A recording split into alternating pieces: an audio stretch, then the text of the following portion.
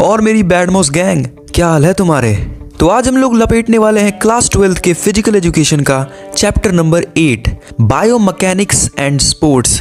And तुम्हें लग रहा है कि इसमें कुछ फिजिक्स का बहुत ज्यादा लोचा होगा, तो ऐसा कुछ नहीं है। एंड मैं इसे एकदम आसान भाषा में तुम्हें समझाऊंगा, क्योंकि पता है मुझे वो भारी भारी और कूल वर्ड्स सुन के दिमाग खराब हो जाता है। तो अभी के लिए बातचीत काफी हो गई, अब स्टार्ट करते हैं। ओके, तो सबसे पहले हमेशा की तरह इंट्रोडक्शन देखते हैं। तो सबसे पहले जो वर्ड है बायोमैकेनिक्स, एक्चुअल में ये होता क्या है। तो जब हम कोई भी मूवमेंट करते हैं उस टाइम पे जो हमारी बॉडी जिस तरीके से वर्क करती है, मतलब उस मूवमेंट को करने के लिए हमारी बॉडी को जो जो फंक्शंस करने पड़ते हैं, उन फंक्शंस को ही समझना बायोमैकेनिक्स होता है। जैसे तुमने एक फुटबॉल किक की, तो किक करने के लिए तुमने जो पैर उठाया, उसके बाद जो तुम्हारा पैर वहां से जॉइंट से मूव हुआ, उसके बाद तुमने किस तरीके से पैर को घुमाया फुटबॉल तक पहुंचाने के लिए, यही सब होता है बायोमैकेनिक्स। जिसमें हम जानते हैं कि हमारी बॉडी की मसल्स, हमारे बॉडी के जो जॉइंट्स हैं, लिगामेंट्स हैं, बोन्स हैं, ये सब साथ मिलकर कैसे मूवमेंट करते हैं। बट सबसे बड़ा सवाल इसका स्पोर्ट्स से क्या लेना देना है। तो हम लोग बायोमैकेनिक्स इसलिए पढ़ते हैं ताकि हम अपने बॉडी मूवमेंट्स को बेटर कर सकें। पर यहाँ पे न्यूटन चाचा का लॉ ऑफ मोशन पढ़ना ही पड़ेगा। तो लॉ ऑफ मोशन के 3 लॉ होते हैं। पहला लॉ कहता है कि जब तक तुम किसी चीज पर फोर्स नहीं लगाते हो तब तक वो रेस्ट पोजिशन में रहेगी, मतलब वो हिलेगी नहीं अपनी जगह से। एंड जब तक तुम किसी चीज पे फोर्स नहीं लगाते हो तब तक अगर वो चीज चल रही है तो वो रुकेगी नहीं।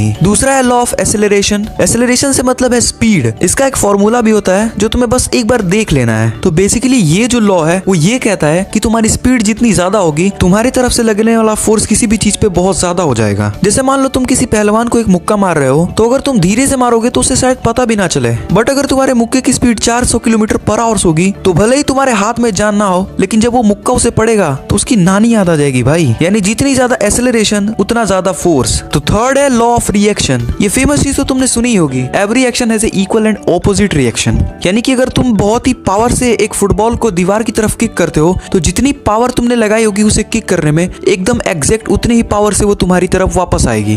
ओके, तो नेक्स्ट टॉपिक है लीवर्स। एंड भाई एक्चुअली में ये इतना आसान टॉपिक है ना, बट दिक्कत क्या है कि इसके अंदर इतने भारी भारी वर्ड्स यूज किए गए हैं जिसकी वजह से दिमाग कंफ्यूज हो जाता है। बट आओ हम लोग इसे एकदम आसान भाषा में लपेटते हैं। तो ये भी कोई बहुत ही अलग चीज नहीं है। जो नॉर्मल लाइफ में तुमने कई जगह लीवर्स देखे होंगे, किसी चीज को खींचने वाला, ये सेम उसी तरीके से है, बट ये हमारे बॉडी के अंदर होता है। अब एक लीवर कहते किसको है? एक लीवर को बनने के लिए क्या क्या चीजें चाहिए होती हैं? तो सबसे पहले चाहिए होता है लीवर को बनने के लिए एक स्ट्रक्चर, यानी वो दिखे कि हाँ भाई ये एक लीवर है, जिसका काम हमारी बॉडी में बोन्स करती हैं। उसके बाद वो पॉइंट जहां से वो लीवर घूमता है, यानी कि अगर वो पॉइंट नहीं होगा तो वो मूव ही नहीं करेगा, एंड हम उसे कभी भी लीवर नहीं कह सकते।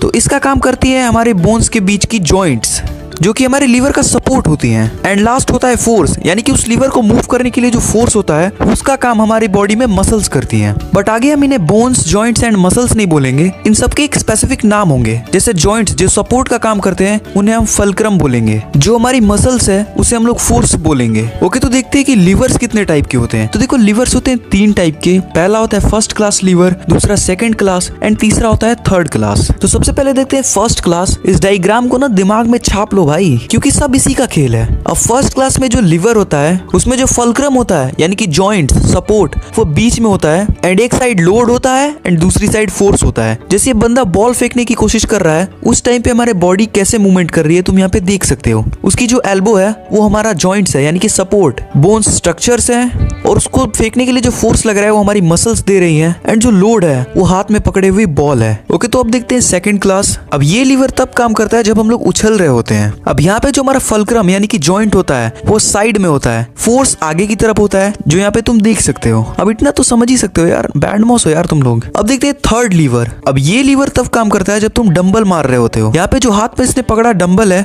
ये होता है लोड, इसकी एल्बो में होता है फल्क्रम यानी कि हमारा जॉइंट, जिसे हम लोग सपोर्ट बोलते हैं, एंड इस जॉइंट को मूव करने के लिए जो फोर्स है वो हमारी मसल्स दे रही हैं। अब यहाँ पे फल्क्रम और फोर्स आसपास ही होते हैं, एंड जो लोड होता है वो आगे की साइड होता है। तो लीवर भी हमने लपेट दिया है, बस भाई लोग डायग्राम को याद रखना। ओके, तो नेक्स्ट है equilibrium centre of gravity in sports. अब ये भारी सा शब्द ना भाई दिमाग पे आके ऐसे गिर गया। तो सबसे पहले हम लोग देखते हैं इक्विलिब्रियम क्या होता है। तो देखो इक्विलिब्रियम एक स्टेट होता है। जैसे मान लो कोई बहुत देर से एकदम एक तरीके से बैठा हुआ है चुपचाप, तो तुम उसे बोल सकते हो कि वो एक साइलेंस के स्टेट में है। अब ये जो इक्विलिब्रियम है, यानी कि इस स्टेट में जितने भी फोर्स होते हैं वो इक्वल हो जाते हैं। यानी कि अगर किसी चीज में दो तरफ फोर्स है तो दोनों साइड इक्वल हो जाएगा। जैसे कि तुम अपने हाथ में अगर पेंसिल को पकड़ते हो बिल्कुल बीच से और वो गिरती नहीं है, बैलेंस हो जाती है, तो तुम उसे बोलोगे इक्विलिब्रियम अचीव हो गया। अब दो टाइप के इक्विलिब्रियम होते हैं, एक होता है स्टैटिक, एक होता है डायनेमिक। अब स्टैटिक इक्विलिब्रियम तब होता है जब तुम रेस्ट की स्टेट में होते हो, जैसे कि तुम खड़े हो। अब खड़े हो तो तुम गिर तो नहीं रहे हो ना, बैलेंस में हो, इसका मतलब तुम मोशन भी नहीं कर रहे हो एंड बैलेंस में भी हो, तो इसे बोलोगे तुम स्टैटिक इक्विलिब्रियम। एंड डायनेमिक इसका उल्टा है, यहाँ पे तुम मूवमेंट में होते हो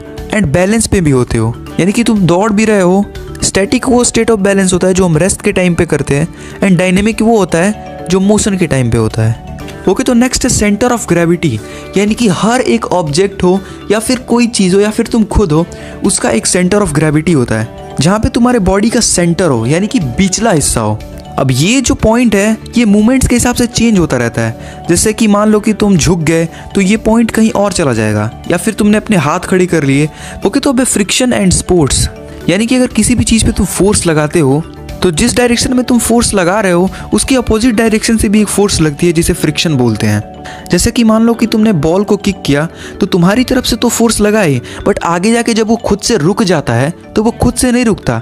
जिस ग्राउंड पे तुम्हारी बॉल होती है वो उसका फ्रिक्शन होता है, यानी कि जिस डायरेक्शन में तुम उसे मारते हो वो उसकी अपोजिट डायरेक्शन में फोर्स लगाता है, एंड इसी वजह से बॉल रुक जाती है। अब जो सरफेस है वो जितना प्लेन रहेगा वहाँ पे फ्रिक्शन उतना कम होगा। मान लो कि बहुत ही चिकनी जगह पे तुम बॉल मारोगे तो वो बहुत देर तक भाई घूमता ही रहेगा, बट अगर थोड़ा रफ सरफेस है, यानी कि ईंट वीट पड़ी हुई है, तो वहाँ पे वो बहुत जल्दी रुक जाएगा क्योंकि वहाँ पे फ्रिक्शन ज़्यादा होगा। तो अब देखते हैं फ्रिक्शन कितने टाइप के होते हैं। तो पहला होता है स्टैटिक फ्रिक्शन। अब ये जो फ्रिक्शन है, यानी कि ये जो फोर्स है, यानी कि मान लो कि एक बहुत ही भारी बॉक्स है एंड तुम उसे खिसकाने की कोशिश कर रहे हो उसकी जगह से, तो उस टाइम पे जब तुम तो अपना फोर्स लगा ही रहे हो लेकिन वो हिल क्यों नहीं रहा है, क्योंकि उसका फ्रिक्शन बहुत ज़्यादा है। इसे कहते हैं स्टैटिक फ्रिक्शन। दूसरा है स्लाइडिंग फ्रिक्शन, यानी कि अगर तुम किसी चीज़ को टेढ़ा करके उसके ऊपर कोई चीज़ रखते हो एंड जब वो स्लाइड होता है उस टाइम पे भी वो बहुत जल्दी स्लाइड नहीं हो जाता है, वो बहुत ही स्लोली आता है स्मूथ तरीके से, क्योंकि तुम उसे ऊपर से तो नीचे फोर्स करते हो बट उस टाइम पे भी नीचे से एक फ्रिक्शन होता है जो उसे स्लो डाउन कर रहा होता है। नेक्स्ट होता है रोलिंग फ्रिक्शन, जो अभी हमने फुटबॉल वाला एग्जाम्पल देखा वही सेम चीज़ है। एंड लास्ट है फ्लूइड फ्रिक्शन। एंड भाई ये फ्रिक्शन काफ़ी ज़्यादा स्ट्रॉन्ग होता है। ये फ्रिक्शन हमें पानी या फिर लिक्विड जैसी चीज़ों में देखने को मिलता है। तुमने देखा होगा जब तुम तैरने के लिए जाते हो तो तैरने में भाई बहुत फोर्स लगता है, बहुत एनर्जी लगती है, क्योंकि उस टाइम पे जो पानी होता है तो वो तुम्हारे बिल्कुल अपोजिट फ्रिक्शन होता है उसका। ओके, तो लास्ट टॉपिक है प्रोजेक्टाइल इन स्पोर्ट्स।